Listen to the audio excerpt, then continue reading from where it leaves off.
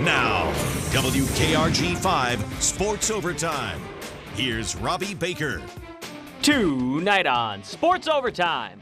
It's better than average, I'll tell you that. I hope tonight's show is better than average. The SEC is back and yesterday got crazy. Mitchell down the sideline. Touchdown, Bulldogs. LSU goes down. The Tide and Tigers win. We'll recap it all. Plus, Sometimes the guys, they just got it. When he's got the confidence to come in and be the kind of player he needs to be. we're catching up with Saraland quarterback Carson Green. The Spartans are off to a great start this season. And all I could tell them that he got my support from me, my family. Robert Brazil talking prime time at Jackson State.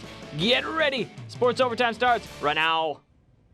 I just assume this was the face everyone made when their alarm went off yesterday morning, knowing that the SEC season was about to kick off. Welcome, my friends, to another episode of Sports Overtime. I'm sorry, this is a little scary. How great was it, though, to have SEC football yesterday? We're a month into the college football season at large, but after just one Saturday of SEC football, the conference dominated the headlines.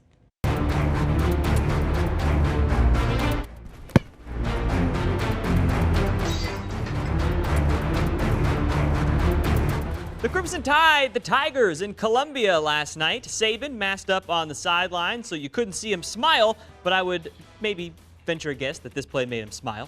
First of 2 touchdown catches for Jalen Waddle. For those wondering how Mac Jones would fare replacing Tua, I offer up this dime. Jones to Waddle again. The track is a little slippery. Game out of hand here in the second half. Bryce Young got some work. Crimson Tide rolled to a big win, and Nick Saban's post-game press conference is already in mid-season form when talking about the team's second half performance.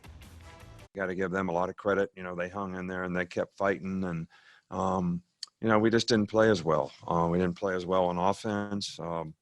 We did put Bryce in the game, which was his first college game, so we thought he needed to get some experience, and I think it will be helpful in terms of his learning curve. He's a backup quarterback, so we got to get him ready to play as well. To the plains of Auburn, the Wildcats and the Tigers. Gus Malzahn honoring the late Pat Dye with his game day attire. One of the top plays of the entire day in college football was Mobile's Roger McCreary, the former Williamson Lion. It's a 100-yard pick six, sort of. The play was negated because of a controversial targeting penalty, but I still wanted to show it. Bo Nix to Seth Williams there. I believe the kids call that getting mossed. A fantastic touchdown catch. Bo Nix, 3 touchdowns on the day. Auburn forced 3 turnovers and never gave the ball up themselves, and they start their season 1-0. And the thing about the offense, they've been with Coach Morris really for 6 weeks. We didn't go through spring, and for them to go out against a very good defense, they were one of the best in the country last year in pass defense. Yeah, that goes straight to our coaches. Coach Morris, he did a great job of getting us in the right positions, the right plays, right formations.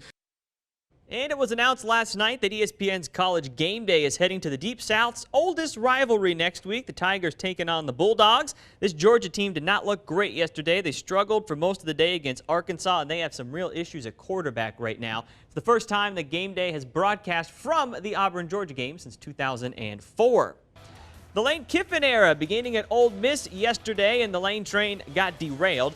There's Blunt's Kadarius Toney with a touchdown reception there. He also led the Gators in rushing yesterday. Kyle Trask, dude threw 6 touchdowns yesterday. Kyle Pitts right here is one of his 4 touchdown receptions. A dominant performance by Florida. They down Ole Miss 51-35. Somewhere, I guarantee you, Thomas Gieboy is still celebrating what happened yesterday in Baton Rouge, even though he needs to be here for the morning show soon. The SEC on CBS, Mike Leach's SEC debut as head coach of Mississippi State. His quarterback, KJ Costello, SEC record, threw for more than 600 yards in a single game, also added 5 touchdowns for good measure. And the Bulldogs knock off the defending champs 44-34. Say it with me at home, everybody. Florida State is so bad this year. How bad are they? Well, they're so bad. Watch this play. I have no idea what in the world the Seminoles were trying to do here, and it did not work. Florida State destroyed by Miami last night. Hurricanes win this game 52-10, and the game may honestly not have even been that close. If you missed the Louisiana Lafayette Georgia Southern game yesterday, I apologize because it was a fantastic game. Peak Fun Belt in Ragin' Cajuns country. Eagles score there. They're looking for a 2-point conversion here. I have no idea how Shai Wirtz stayed on his feet and he would complete this pass. I don't have any idea how he did it. But the Cajuns would respond. How about Nate Snyder? 53 yards, and there was never a doubt. 20-18, Ragin' Cajuns stun Georgia Southern. They will remain ranked here. It is also now gut check time for the University of South Alabama as the Jags took on UAB Thursday night at Hancock-Whitney Stadium. Not too much positive I can show you from this game, but I can and I will show you Jalen Tolbert's touchdown reception rate here because, as you're about to see, it is very impressive. Other than that, though, the Blazers were much more impressive. UAB racked up over 500 yards of offense. South Alabama held to just 3 for 12 on third down conversions. Next up, the Jags will host Troy in their annual battle for the belt. And they have a lot to fix before the Trojans come to Mobile. We didn't get many stops. I guess it was the whole first half. And offensively, we had a hard time moving the football. We did put a little bit of points on the board there for a while. And then in the second half, we weren't able to generate the offense that we needed to get us back in the game. And again, they got the late touchdown. So I'm disappointed in how we played.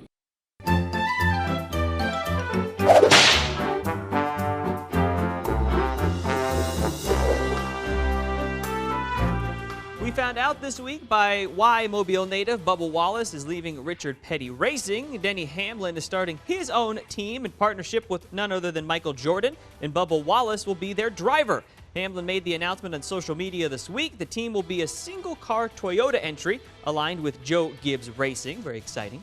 And Jackson State went primetime this week, announcing that Deion Sanders will be their new football coach. Sanders said God called him to Jackson State. It's his first college coaching gig for the Pro Football Hall of Famer. He is currently a high school offensive coordinator right now. He'll finish out with their season and get Jackson State ready for a spring football season in 2021. When we come back, we'll keep things on the SEC football train and tell you what a game day experience is like during COVID-19. We'll show you all that next.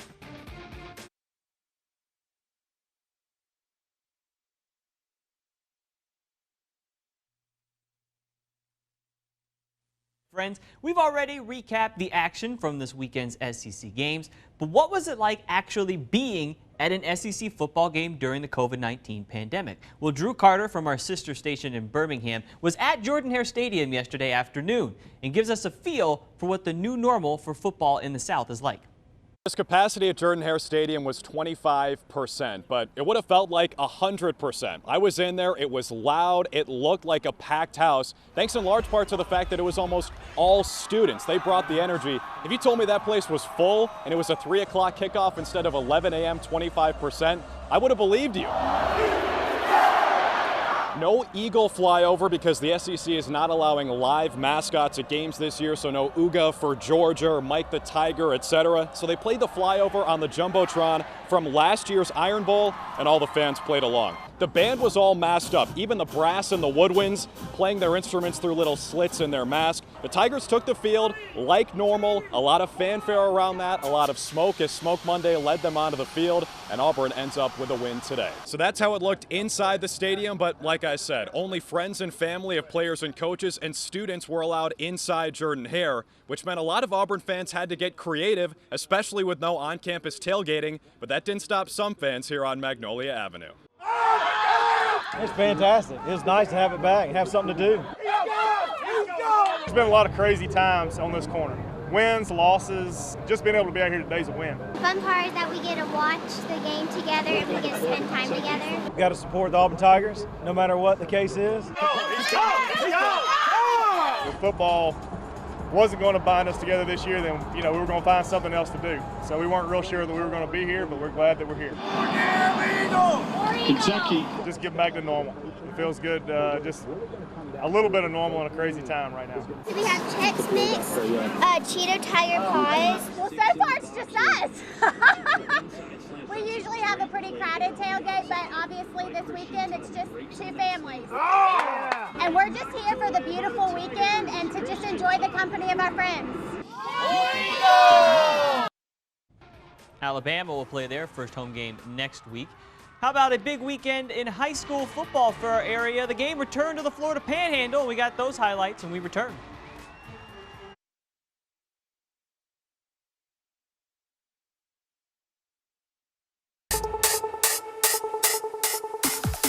Now let me show you how I do this.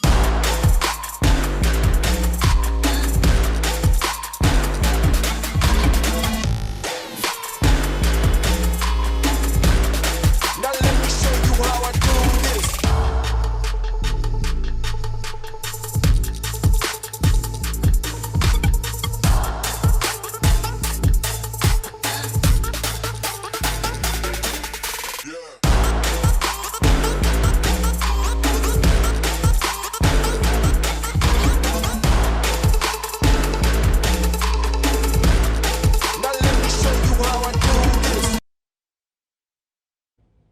Well, I'm not sure how we are already halfway through the high school football season, but here we are. Week 6 is come and gone, and what a week it was. Week 6 for high school football here in Alabama, but it was the first week of football for our friends over in Northwest Florida. We had Milton and Gulf Breeze, our Pensacola game of the week. Games were supposed to return to the Panhandle last Friday, but Hurricane Sally changed those plans. Milton's offense exploded on Friday night. The Panthers beating Gulf Breeze 42-14. Their quarterback, Tyler Buchanan, threw 4 touchdowns in the win. Overall, the feeling in the stadium was a feeling of relief and excitement to have high school football back. The seniors having football back, I know some of them felt like really depressed because they thought that they couldn't play football this year, but having it back really kind of, brought the light to them, you know what I mean? Because I feel like it's a step towards going back to normal. All we needed was Walmart to open up 24 hours and then we're back. That's the benchmark there. Take a look now at some of the week's top performers, and yes, your eyes are not deceiving you. Look at these stat lines. LaMarcus Brown scoring all of Blunt's touchdowns. J.D. Pettaway scoring 5 touchdowns in Cottage Hill's win over LaFleur. Leroy's Kelston Fikes, 174 yards rushing and 4 touchdowns. And check out the bottom of your screen. Devontae Kazi from Milry, 300 rushing yards. Dude found the house 5 times. That is just an insane game from Devontae there. And technically, Week 6 isn't over yet. We have 2 games scheduled to be played tomorrow. The Foley Lions will take on the Daphne Trojans. And the game I'll be at tomorrow night, Robertsdale, will be taking on the Gulf Shores Dolphins. In the moment you've all been waiting for here, our Play of the Week winner. Over 8,000 votes cast online. Over 6,000 of you voted for my man, Aiden Adams, of Alma Bryant. Grown man touchdown there. The great catch and run, a great play, and well deserving of our Play of the Week. Unfortunately, the Hurricanes lost this game to Citronelle on a last-second field goal, but take nothing away from the effort from Adams there. Saraland has also found themselves on our Play of the Week poll quite a few times this season. They're also one of the best 6A teams in the state yet again. The Spartans beat Davidson 42-7 on Friday night. They're 5-1 now at the midway point in the season, and it's thanks in large part to the great play of their quarterback. This kid's special. Carson Green is the way he's come on and practiced and the leadership that he's displayed on a daily basis. Carson Green, the CT Engelbert, give him 6. The toughness that he's played with on Friday nights. He's got the respect of everybody in the locker room. Carson Green is the next in a long line of successful Saraland Spartan quarterbacks. I try not to compare myself to anybody. I come in and day out, and I work my tail off. But I am who I am, and each day I'm going to come out here and get better, and it's going to pay off. Jack West is at Stanford, and last year's quarterback, Brett Nezat, is now at Arkansas State. Carson's recruitment is still ongoing, but Coach Kelly says he sees something special in his new signal caller. Sometimes the guys, they just got it, and he's got the confidence to come in and be the kind of player he needs to be, and his teammates see that. I think I'm where I need to be, but it's all part of God's plan. It's going to pay off, but I think hard work pays off. As a former college and NFL quarterback himself, Coach Kelly knows a thing or two about developing players for the next level. You got to be a tough football player. Anybody that says a quarterback, isn't a tough guy, to play it right, you got to be tough. And we got a tough one right now. I love Coach Kelly. He definitely makes every day fun. He brings the juice to practice every day, but he knows the game, and that's what matters. And I think that'll help pay off in the long run. And the Spartans hope it all pays off with a return trip to the Super 7s this winter. And big things on the horizon for that Saraland program. When we come back, we're going prime time with Robert Brazil. Sports Overtime will be right back.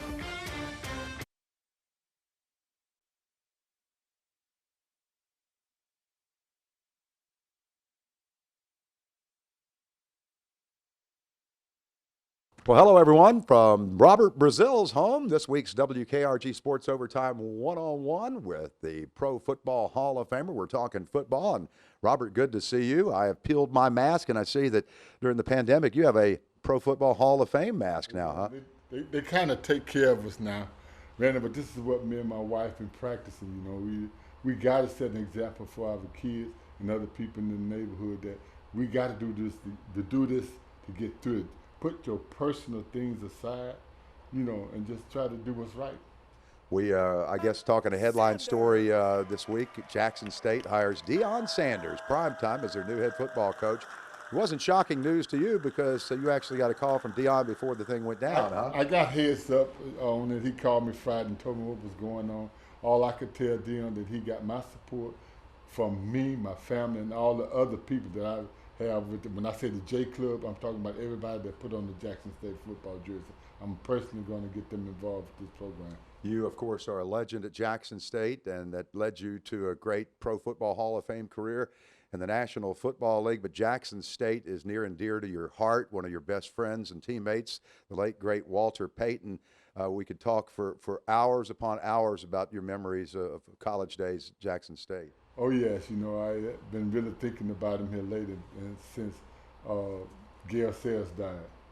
I think with one person happy right now, Walter got him up in heaven with him. You know, they both had great ties. That Walter told me numerous stories how good a person Gail was to him, how he took him and sheltered him and told him how to do, what to do, and when to do it. And so with them both gone, you know, it's been a sad year. It absolutely has. We have lost so many people, great people, and the Jackson State legacy. You, of course, are one of the greats that played there. Walter Payton and so many more. Ricky Young from our area, just and on, right? Well, you know, we all got kind of a tradition going there. You know, if you go to Jackson, if you're a diamond, you're gonna end up in the pros. We got lucky, you know. I want to bring something that you probably don't know that's happening. When I went to Jackson State, there was 3 ex-NFL football players coaching me at that time. My head football coach, Bob Hill, had played with the Baltimore Colts. The big Ben McGee, remember Ben McGee? And Robert Hughes, which had played with the Atlanta Falcons, they all coaching me. So we was getting NFL stuff, which Deion is going to bring to Jackson State again, along with a lot of gold jackets. What would your advice be as he takes over such a historic football program? What my advice would be for him, I know he got his game plan. He's got his playbook. And what he's got is to stick to it. But primarily bring back what was lost at Jackson, the historical feeling. I love Jackson State. I love Jackson State. Walter loved Jackson Slater. We all love Jackson State. I mean, and he's going to bring that love back.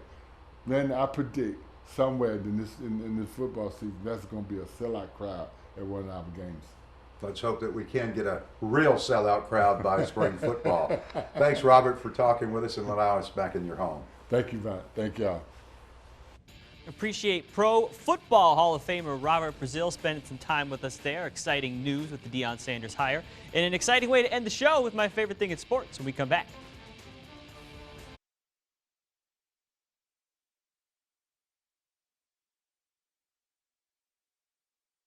And now, Robbie's favorite things in sports, brought to you by University of South Alabama Athletics. Go Jags! All right, my friends, we've made it to the end of another show. The awards show music is playing, and that can only mean one thing.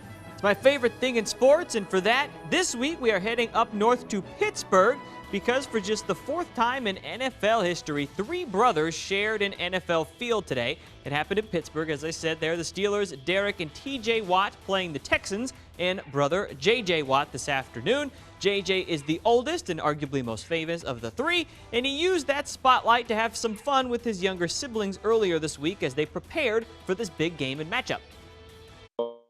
Last question, and I'll be on my way. Do you guys always do your press conferences together? Thanks, I'll hang up and listen. This is the first.